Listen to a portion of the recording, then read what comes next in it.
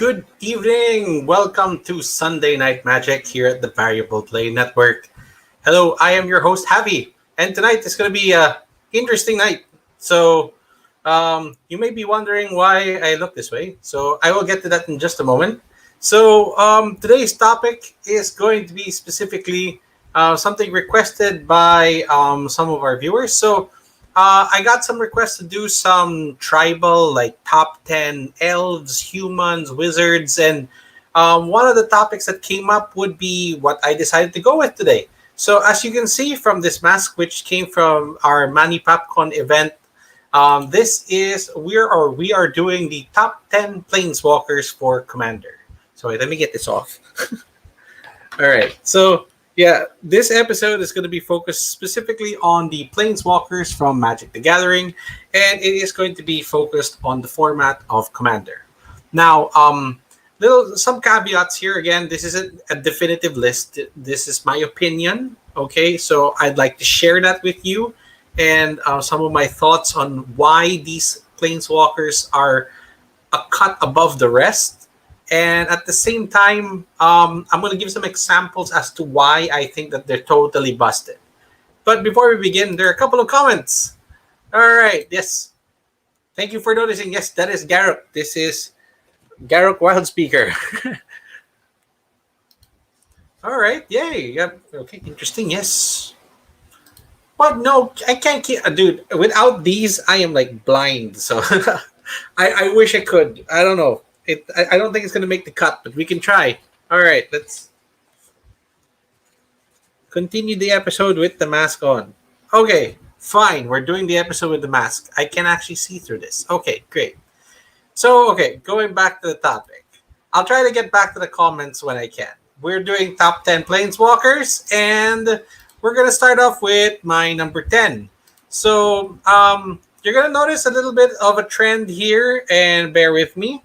I think that a lot of the power levels that you're going to be seeing is leaning more to one color. Actually, it's surprising that a lot of these planeswalkers on today's list are all really coming from like one specific set, which was one of the best sets for planeswalkers out there. So let's begin with number 10. Number 10 is Ashok the Dream Render. So Ashok is a planeswalker that was introduced in the Theros block as one of the main villains. One off because actually one of the gods, Heliod, turned out to be also one of the major villains of the story. But basically, backstory aside, this is the second or third rendition already of Ashok because there is the normal ones in the sets. This is the second one in War of the Spark. But there are also those pre-constructed decks and also the Planeswalker decks. So there are other versions. I believe that there are two that came before this one. And this is one of those unique Planeswalkers that they introduced in War of the Spark that has a static ability and has no ability to gain any loyalty points. So as you can see, Ashok comes in with 5 loyalty and is playable in any commander deck that runs black and blue. What makes Ashok really unique here is the static ability prevents your opponents from totally searching for anything in their libraries. And with 5 loyalty, Ashok can maybe take a hit or two before the Planeswalker passes. But it also has an additional ability to make one player mill out 4 cards, and then each opponent's graveyard is removed from the game. So this kind of the power here is something that people don't take into consideration. First off, it breaks parities because only your opponents are affected. You can still search your library. Next is that you will mill one player and everyone else's graveyards go away. In the game of Commander, your graveyard is an extension of your hand. Something dies, you can go probably pick it back up in the grave and bring it back into the game. You could probably reshuffle your library, bringing those cards back in just to draw them again. With this card, no.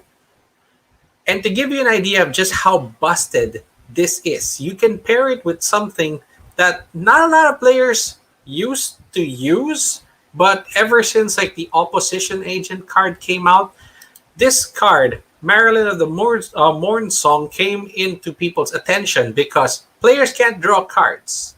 Next is that at the beginning of each player's draw step, instead, they lose 3 life and go search their library for any card. Which is, okay, it's great. You get to look for what you want. But as you play this creature and you say you end your turn, you're actually letting all other players search their library for anything they want before the turn gets back to you. With Ashok, they just lose 3 life and don't do anything. They cannot draw cards, or basically it says that, yeah, they can't draw, not even skip their draw step. There is just no draw whatsoever. And then they cannot search their library. So they just have to play with the cards they're holding. That's it. There is so much potential to break the game with something like this. But it is a Planeswalker, and it is in colors that don't really have too much defense.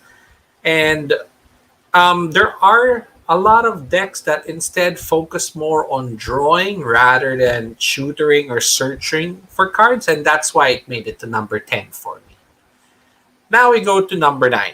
This one here is a little bit of a personal favorite, and I think it does deserve to be on a lot of lists. This is Tezzeret the Seeker, another villain in Magic the Gathering lore. Tezzeret has multiple versions already, primarily in black and blue. This is the first time that he was printed, and he was printed just as a blue Planeswalker. What makes his abilities really great is that, first off, he gets stronger for letting you untap artifacts. Commander is so reliant on artifacts for fast mana, for additional abilities, even down to just really big attackers, and then that you can make them stand up again and act as a blocker is amazing. The second ability lets you look for any artifact as long as you pay X. So he has 4 loyalty. You can go look for at least 8. You can bring him in and you can sacrifice him for a 4 cost artifact, which isn't that bad. What makes this also really good is that it goes directly into play. You don't even need to cast it, which means that it essentially made that artifact uncounterable. Another thing here is that the Planeswalker rule is that when you cast a Planeswalker, assuming that it resolves, no one can do anything. You are allowed to use his ability to go search for an artifact and put it into the game.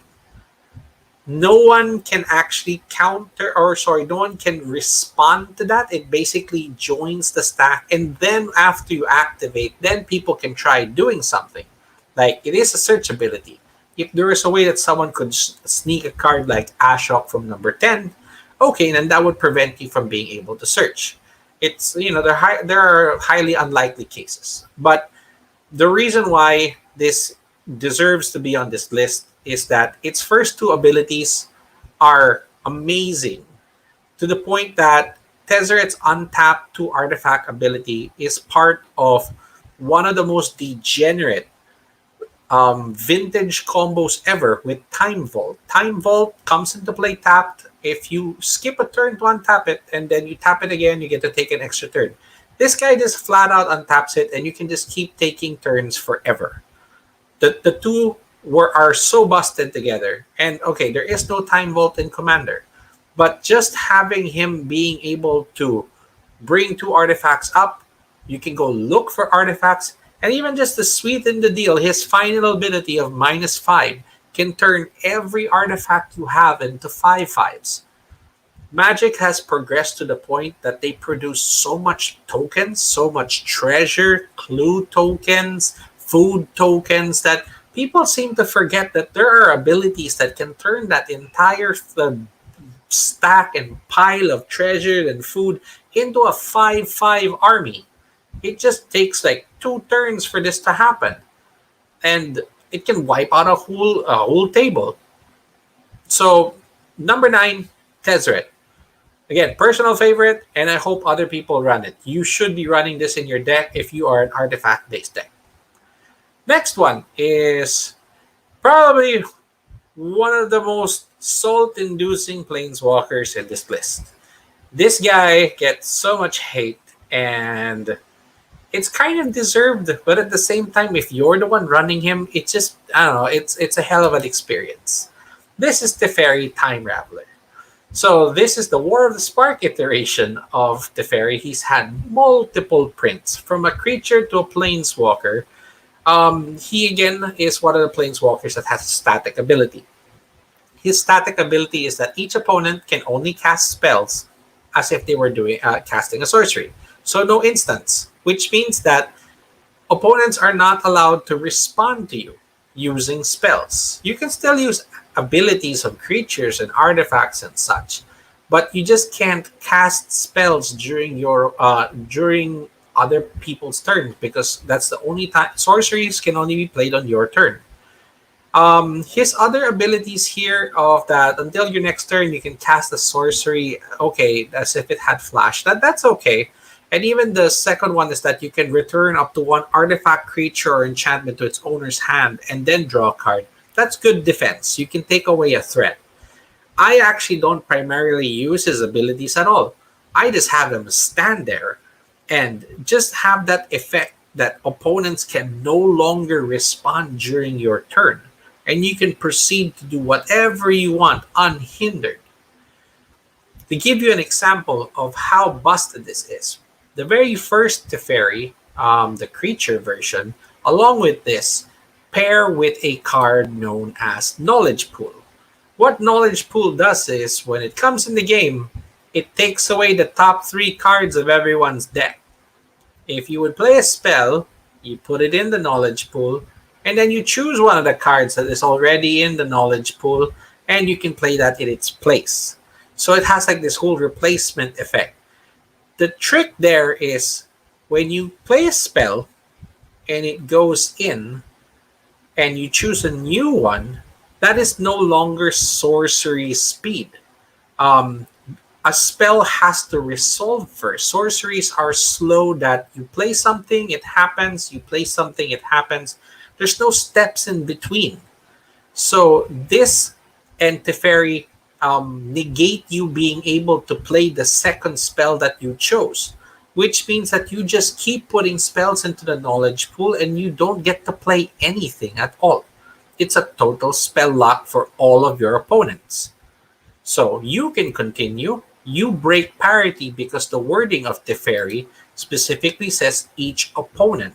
So this is why he made it to the list, because one of the things that I think is really important in Commander is breaking parity, and this is an example of one that is even defensive, at the same time just totally hinders your other players from playing, or, well, essentially having fun, hence the salt.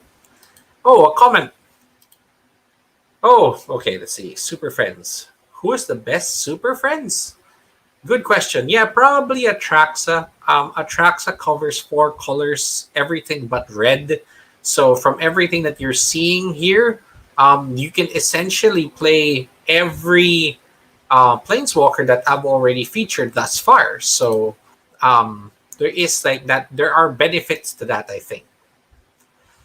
Next one is going to be, we are at 10, 9, okay, 8, yeah, number 7. Okay, we're going to number 7, which is the first colorless Planeswalker that I'm going to be putting on the list.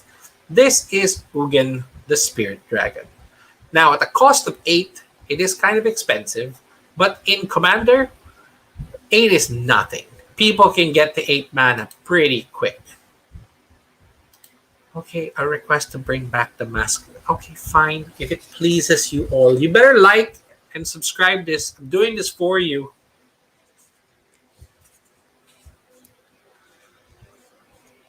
You'll be sad to know he's not on the list today, but okay, fine. I'm just wearing his mask. All right, so, okay, Ugin the Spirit Dragon. So, going to the details here, 8 to cast again is, it's really nothing in the game of Commander. In other formats, it might be tricky. I know that Ugin shows up in like Tron decks, which produce a lot of colorless mana. That's the only way you're really going to get to play him. While in Commander, it happens fairly quickly. Now let's go to his abilities. +2, Ugin deals 3 damage to any target. Okay, so it can shoot creatures or players, and it gets bigger. That's fine. Where he really shines is actually his second ability. Minus X. Exile each permanent with converted mana cost of X or less. That's 1 or more colors.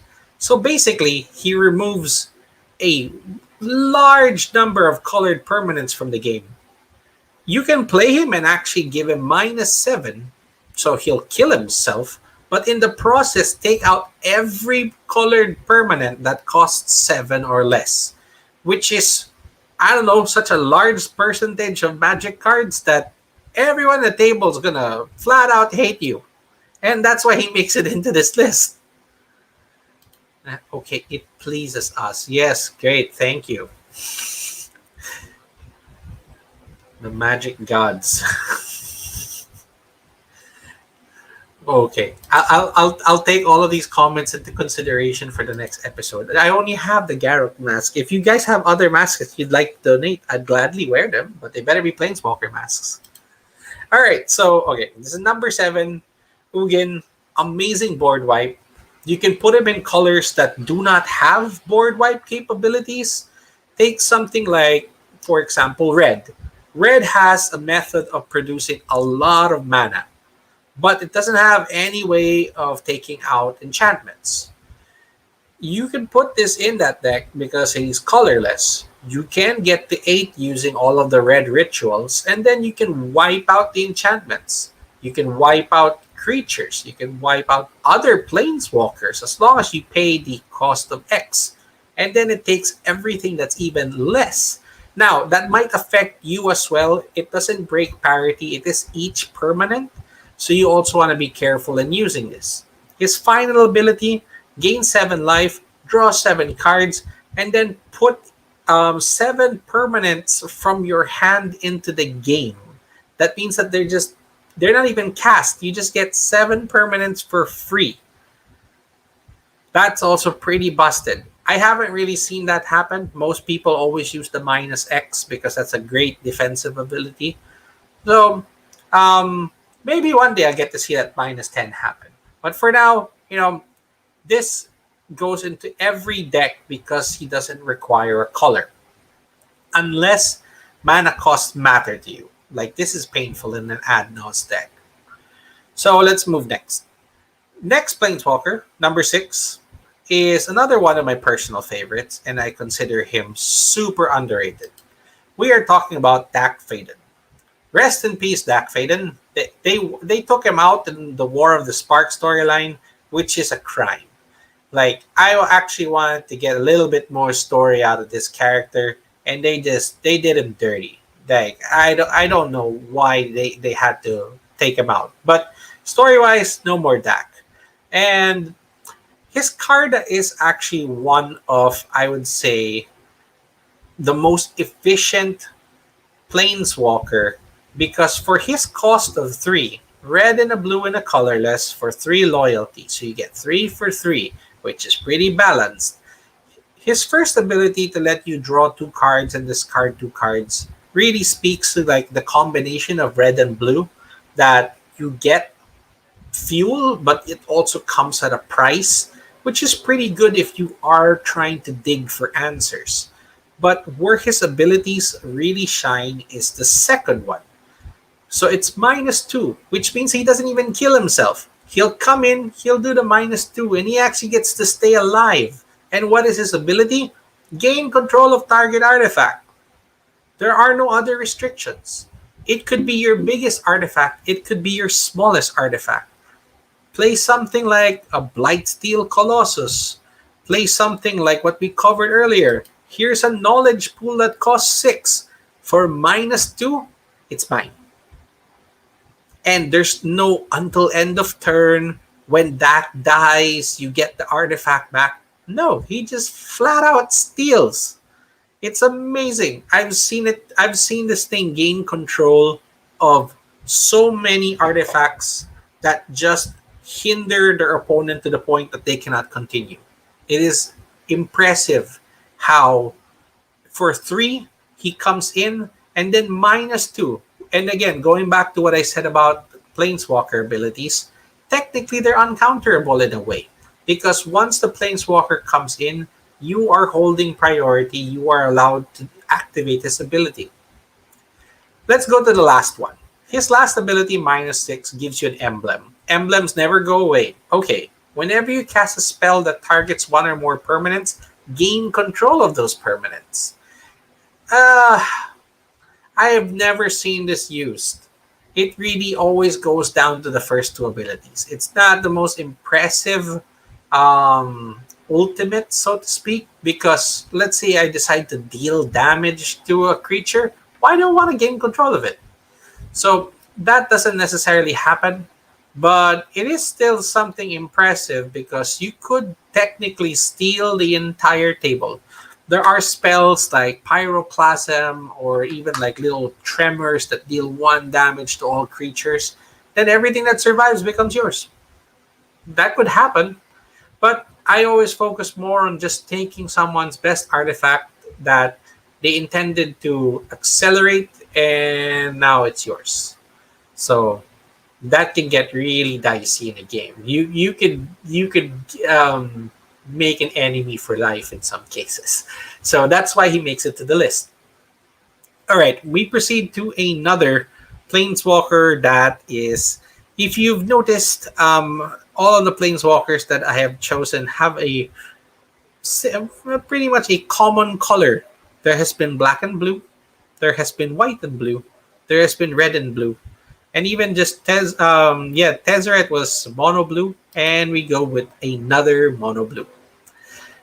Narset, Parter of Veils. So Narset also used to be a creature, became a blue-white planeswalker, then became a blue planeswalker here, and even progressed into blue-white-red. Narset is actually a pretty interesting character. One of the very first competitive commander decks I ran had Narset, the creature version, at the helm, and proved to be really good. So this planeswalker is from War of the Spark again, and is one of the planeswalkers that has a static ability. The ability reads as follows: each opponent can't draw more than one card each turn.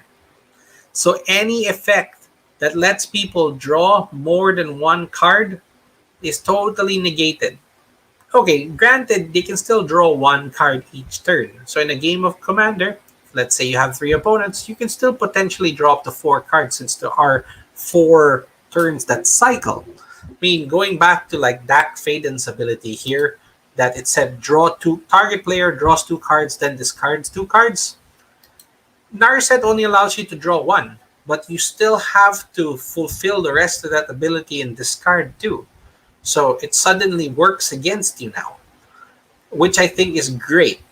In the format of Commander, there are so many ways to manipulate people's hands by letting them discard everything, or that, oh, all players get to draw like X number of cards. But because of Narset, they only get 1 each and you get the full total. This is another example of a commander that breaks parity in such an evil way. Narset's ability itself, though, she comes in with 5 loyalty, she costs 3, which is fine. And then for -2, look at the top 4 cards of your library. You can reveal a non-creature or non-land card, put it in your hand, the rest go underneath your deck in a random order. Okay, so not only does it prevent opponents from drawing more than 1 card, it can even look at your top 4 cards and go find you something. I don't know why they made it this way, but maybe the activated ability should have been something else. But I don't know. It's all advantage, and I love it. So that's why Narset made it onto this list. So 10, 9, 8, 7, 6. So she's number 5. Okay, so we are getting into like the higher tier commanders here, and you know what? This has to go off again. So let's proceed to the next one. But to give you an idea of just how broken Narset can be, most people turn to the wheel effects, but one card comes to mind to give you an idea of how this can wreck tables. This is the fairies puzzle box. At the beginning of each player's draw step, that player puts the number of cards in their hand underneath their library and then draws that many cards. And it does specify here in parentheses that that player draws their first card to start their turn. Let's say you have 7 cards. You draw one, making it 8. Put those underneath your library and then draw a fresh 8. But because of narset, you already drew your first card, which means that you don't get the 8 anymore. You end up with 0. These two cards together have all of your opponents playing 0 cards. So you can see how this would bring out so much rage in other players that it just, I don't know. I really like playing Narset, but when it's been done to me, I hate the card. But I think that that's also the beauty of the card itself. Okay. Hey, thank you for joining. Thank you. Yay, other people. And of course, the same ones that want me to put on the mask. Okay. Oh, so the secret is just to add blue to a Planeswalker. You know what? Based on this list, I have to say that some of the best Planeswalkers are really blue.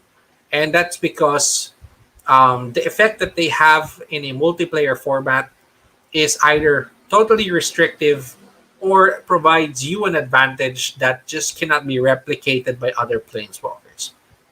I started with a list of there's close to like 800 Planeswalker cards with every art style you can think of. So maybe cut that in half. Let's say that you're looking at about 400 Planeswalkers. I ended up with a list of 25. And I had to make so many cuts. And at the end of it, I was really surprised to find that majority were blue. And I think it goes without saying that it really has proven to be one of the most efficient colors for card advantage, for defensive plays against your opponents, breaking parity. You'll just see it from everything that I'm giving as examples. It's crazy what blue has gotten away with in Magic the Gathering, and in our format of Commander, it's wild. So this here, the Fairies Puzzle Box was the example that I provided for Narset. The two of them together, your opponents play with 0 cards. How is that fair? So next one. So to represent the color of green, we present one of modern Magic's biggest mistakes. This is Oko, Thief of Crowns. So again, another blue Planeswalker, but blue-green. Oko is 3 to cast, and he has 4 loyalty. So he's already pretty good. He's not a 3 for 3. He is a 3, and he has 4 loyalty.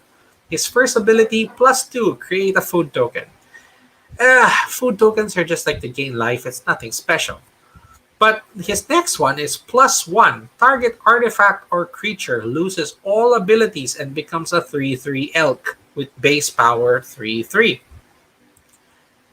You will notice that his abilities, both of them, are plus. His defense makes him stronger, which makes absolutely no sense. This was intended to be a minus ability, but I don't know what Wizards was thinking that they decided to just keep it at plus. This guy got banned from almost every conceivable format. Commander still allows it because, in one rotation of a table, you could probably knock him out. And this is why other cards that some of the most famous Commander cards like Jace the Mind Sculptor did not make it on my list. For a one-on-one battle, they can defend themselves really well, returning creatures to their owner's hands or taking shots at little guys so that they don't get to attack and essentially kill the Planeswalker. But in a multiplayer table, sometimes they don't even make it one turn of the table. So they're not that great in our format, which is why this list is really, really specific around Commander. More comments. Okay, let's pull it up. Yes, Oko is blue. Blue and green. That's why. For the cards that I already covered, I've done a blue and a red. I've done a blue-white. I've done a blue-black. a mono blue. As you've noticed, they're pretty much primarily blue combined with something else.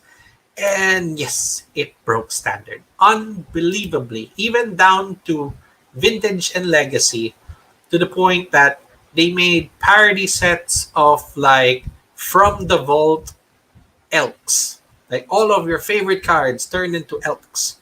And that's actually where this card shines. In the game of Commander, if your commander dies, gets removed from the game or whatever, you put it back in your command zone and you can cast it again. If a creature dies, if an artifact gets broken and goes to your graveyard, you could recur it. You could probably reanimate it or something and bring it back into the game. There are a lot of ways for players to manipulate um, lost permanents, artifacts, or creatures that you can get them back. Oko doesn't get rid of them. It just changes them into a flat out 3/3. Your favorite commander with 100 abilities could be reduced to just 3/3 and loses everything else that it does. It doesn't die, which means you can't recast it. It doesn't go back to the command zone. It's just there. So it almost stunts your entire strategy moving forward. Even after you kill Oko, you're still stuck with the 3/3. You have to find a way to bring him back to your hand or whatever was turned into an elk just to replay it, which costs maybe a card or two or even a turn or two, which is amazing advantage. The final ability here to exchange control of an artifact or creature you control to target creature opponents control with base power 3 or less. So, okay, he can turn something great that you own into an elk and then later on just switch control. Here, have a food token, I'll take the creature. Or if you have something that actually has power 3 or less, he can just flat out steal it as long as he has a food token or another creature or artifact that they don't care about.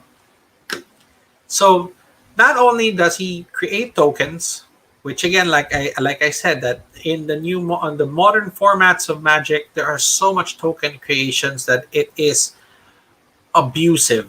That if you find a way to break it, this is why cards like Urza, which I talked about in other sets, has been one of the top performing commanders. Next, just flat out killing or taking away the ability of a artifact or creature and turning it into an elk is some busted stuff. So I don't really have specific examples of how this will continue to break, but instead just think about your favorite card, your favorite commander, put it into the game, turns into a 3/3 elk, and loses everything about it. It's just an elk. Then tell me how you feel about Oko. So okay, that brings him pretty much to I believe that number 4. Yeah. Then let's go to number 3. Number 3 is another example of Wizards making a mistake that I think they should have really gone back on, but instead they have doubled down so far. This is another Teferi card. This is Teferi Temporal Archmage. He is from the very first set of commander decks that Wizards decided to put out that has that specific line on the bottom of the card that says Teferi Temporal Archmage can be your commander. In the rules of Commander, you should not be able to make a Planeswalker your commander. The rules are you use a legendary creature. Wizards has tried to circumvent this so many times. Like, they're the ones deciding to make their own rules, really, or trying to modify the deck building rules of Commander, and even down to changing the name. It was called EDH. They decided to name it Commander and start making their own cards. But just to show you how busted this is, at 6 to cast, it's actually kind of expensive. But the fact that it is sitting in your command zone means that it's always there and ready for you to cast. When he comes into the game, he has 5 loyalty. Okay, so 6, you get 5 loyalty. Okay, look at his second ability.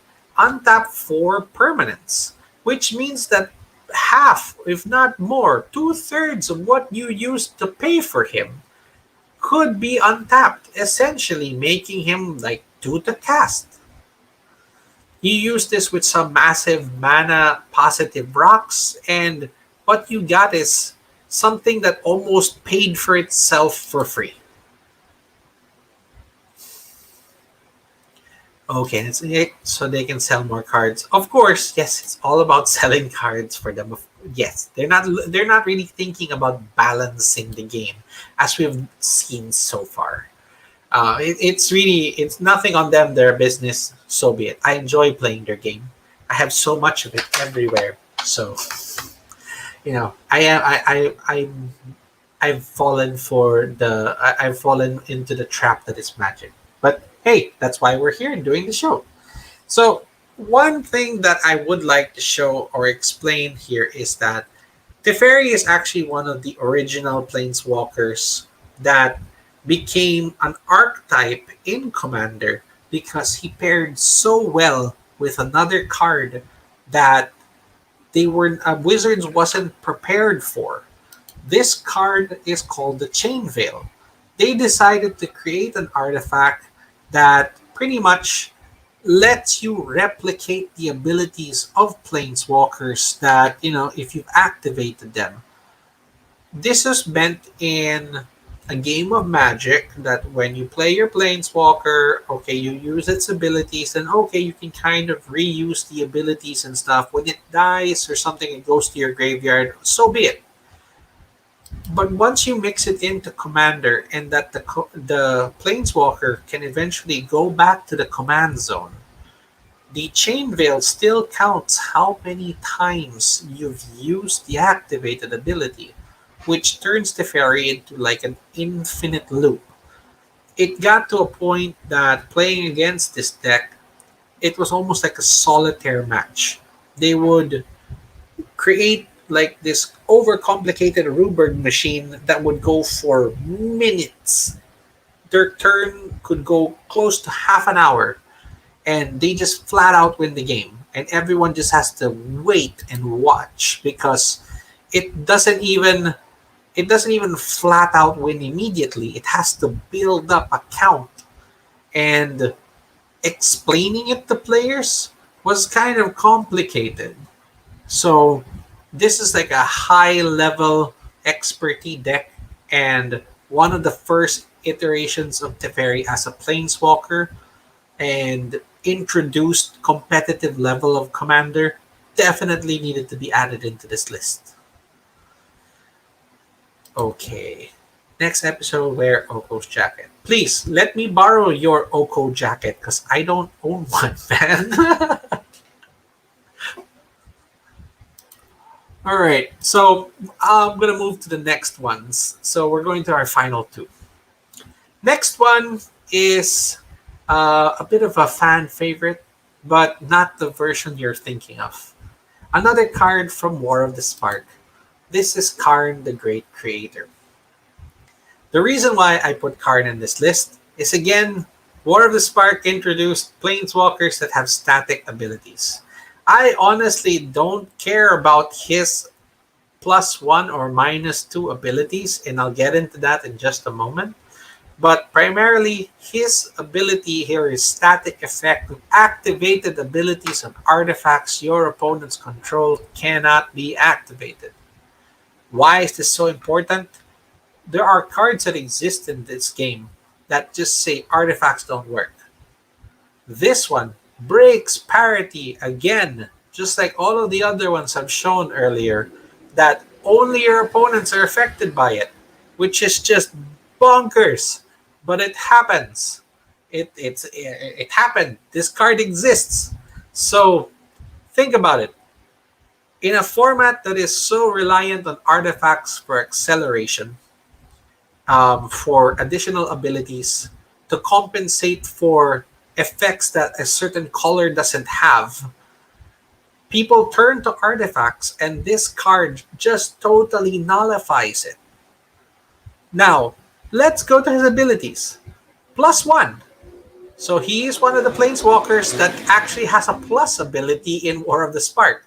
Until your next turn, up to one target non-creature artifact becomes an artifact creature with power and toughness equal to its converted mana cost. What does that mean?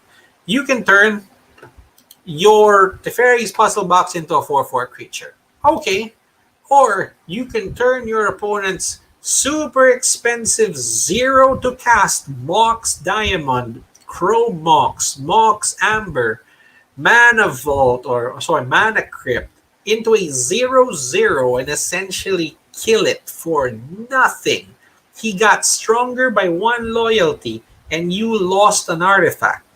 Okay, granted, it doesn't work anymore because Karn is in the game. But if you manage to kill him off and turn all of your artifacts back on, he still took something out with it, which is, I would consider amazing removal. Or on the defensive side, he can turn one of your biggest artifacts into a creature and it can serve as a blocker to keep him alive. So he can technically defend himself, which is great. I don't necessarily rely on the ability so much for +1, but it is good to keep him alive by increasing his loyalty in case he gets damaged. Now, to number 2, choose an artifact card you own from outside the game or in exile, reveal it, and put it in your hand. Commander rules do not allow you to do anything or interact with cards from outside of the game. So, its use is totally gone, except for if you've had an artifact that was exiled.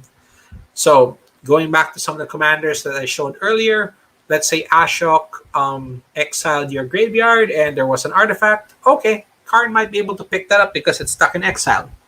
Ugin's ability only affects colored permanents. So, okay, if you have a colored artifact that got exiled because of Ugin's effect, Karn can go pick it up. That's not really that important. The +1 is a good add-on to create an artifact creature and maybe beat the hell out of your opponent. But really, his main ability of just denying the use of artifacts for your opponents is what makes him great. And to show you, here's a card called Mycosynth Lattice. All permanents are now artifacts. So even your opponent's lands become artifacts. All cards that aren't in the battlefield, which means even in the graveyard, are all considered colorless. And then you can spend mana as if it were mana of any color. But wait, you said everything were artifacts. Activated abilities of artifacts your opponent control cannot be activated, which nullifies every land that they own, which means that they cannot tap it for mana anymore. And then that means that you can turn them into 0/0s because lands have no casting cost. Your opponents don't get to play magic other than just attacking you. Just strictly combat. Find a way to block it. Turn the Mycosynth Lattice into a 6/6 blocker. And no fun for anyone else. That's why Karn's number 2. Karn, the Great Creator, is busted. Really busted. And okay, now we go to number 1. This is again a little bit of a personal bias. And again, this list is something of my personal opinion.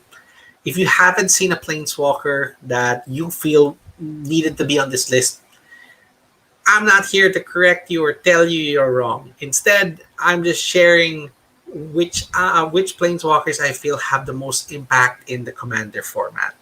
And to this date, since he was added into the Planeswalkers,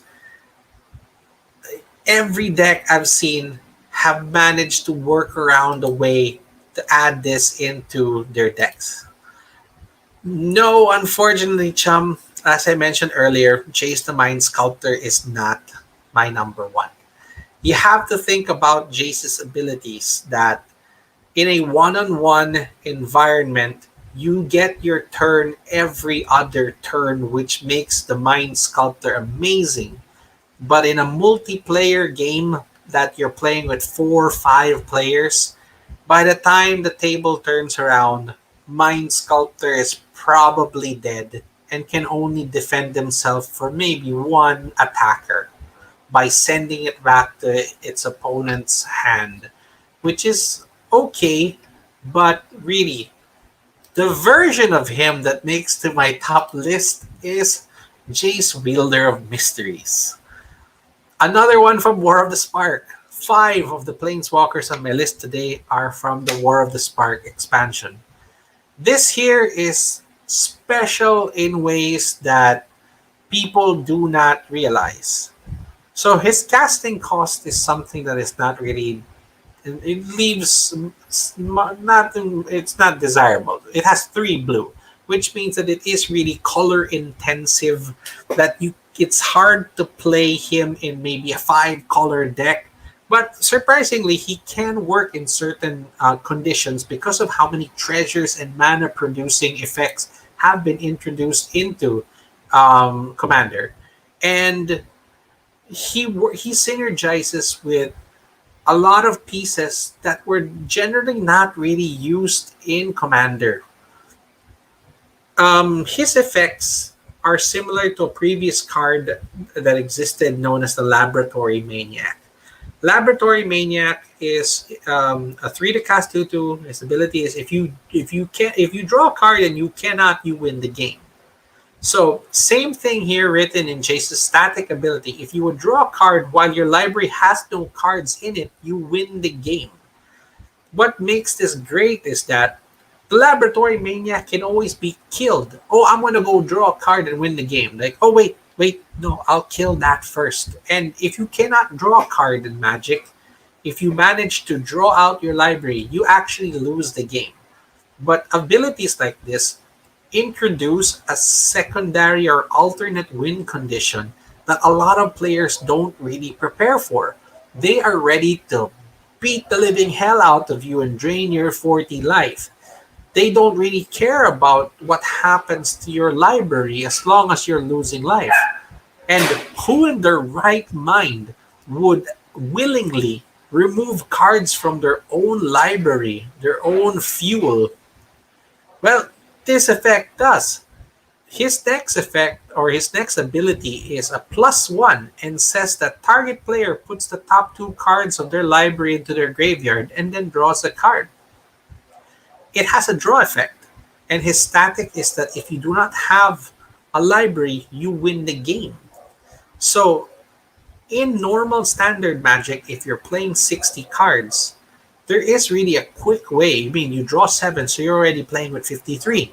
If you can manage to just whittle that library down and even take the top 2 cards of your library out and then draw, you can just flat out win. His next ability is not often used. Draw 7, and then if your library has no cards, you win the game. Okay, that's nice, but essentially when he comes down, players activate his ability to draw and then just try to get rid of their library. One of the best examples is a card called Demonic Consultation.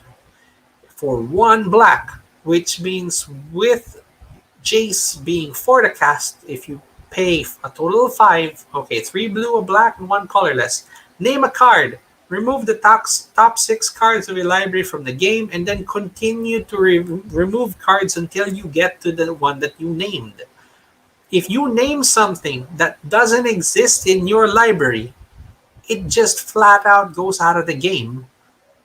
The ability of Jace resolves that you draw a card and then you do not have cards in your library, you flat out win. This is impressive because the strategy of milling your opponent, getting rid of their library, has always been an effect or a strategy that works really great in other formats because they play 60 cards. Commander, you have 100 cards, 93 if you count your opening draw. You know how hard it is to mill out that many cards?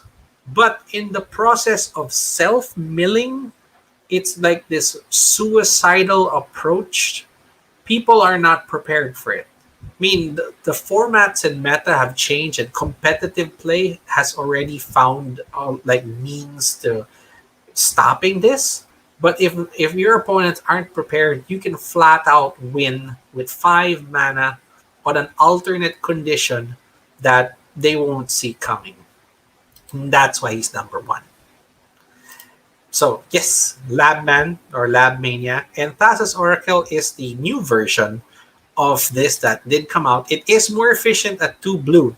But like today's topic is really specifically about Planeswalkers, I would rank the Oracle over Jace. But what's great here is that since he's not a creature, he is a Planeswalker. You can't like there are certain spells that cannot outright be used against him. At the same time, for the Oracle side, there are certain spells that cannot be used on the Oracle since it is a creature. So they both have their plus and minuses. And yes, Demonic Consultation, Tainted Pact, even janky ass cards, something like the Leveler. When the Leveler enters the game, remove your library from the game. Activate Jace, you win. No one plays Leveler. It's janky as hell. But the fact that there are just so many suicidal cards that can remove your library from the game and no one is prepared for it because why are you doing this to yourself? Makes Jace flexible in a way that you don't have to take that route. It's not the usual win route to victory, but it is there as an option. Having these two cards, having a Demonic Consultation and Jace in your deck is 2 out of 100. And you can still do whatever you want, but it's an amazing backup plan that when everything goes down and that, oh, I'm not able to win or that you have too many blockers, you gained 1,000,000 life. How am I supposed to end you? You know what? I'll end my own library and flat out win, and you can't do anything about it. That's why Jace is number one. So, thank you very much for joining me today. That has been my 10 or top 10 Planeswalkers for Commander. I have not included any of the new Planeswalkers from the new set of Dungeons and Dragons. They are still being reviewed to see if they have abilities that would maybe qualify them in this list. I'd love to revisit this list in the future. But Wizards has thus far been trying to power down the Planeswalkers. So I think War of the Spark really showed them or it brought Planeswalkers to the almost the pinnacle of their abilities to the point that so many of them are mainstays in decks everywhere. You can go on EDH Rec and just see how many decks run Planeswalkers. Even from the example that Chum mentioned earlier, the Super Friends is a build that exists in almost every format. Super Friends just means that you make a deck that is built out of Planeswalkers that complement each other and can sometimes turn into, again, half-hour long turns. While the ones that I showed you here are either breaking parity or just providing something so efficient, like amazing tutoring, amazing removal, board wipes. Ever since Planeswalkers were introduced, players have always wanted to see what more can they do to the game. So there have been flip cards, Planeswalkers, and War of the Spark introduced the static effect Planeswalkers. So we might see a few more in the future, but so far these have been the most impressive to me. If you have suggestions for what other top 10s that you'd like for me to do, if you'd like to cover some of the tribal types of Magic, other sets, if you'd like to talk about certain builds, win conditions, please comment below. Let me know, and I'm always taking feedback and want to keep improving the show. I mean, we got an intro video now. We have some floaty text over here that I've been working on, images, and soon. I'm going to have some more overlays and hopefully have some gameplay video too once I can. I've gotten my back shots, which means I can finally go out and start doing some gameplay. Just need to find a good pod, good table, camera setup, maybe some good lighting, and you never know. We can get some gameplay footage in here too. So all of your feedback and all of the comments is much appreciated. Thank you to those who stuck around. I mean, there's still a few people watching, and thank you. Have guests. Yes, that is a plan. There are directions that we are working on so that we can add guests to the show. Um, a lot of the members of the Variable Play Network do have some experience playing Magic, but not so much in the commander sphere. So I will definitely be reaching out to other players from other groups and maybe have them on the show for certain topics. So look out for that. Yep. I mean, episode 4. We're going to keep going and powering through. And this is probably the longest episode I've done because we're closing into an hour. Most of this has been like half an hour, and I really appreciate everyone sticking around. And with that, we close the episode of Sunday Night Magic, episode 4, July 11. Thank you for making it. And as always, keep gaming.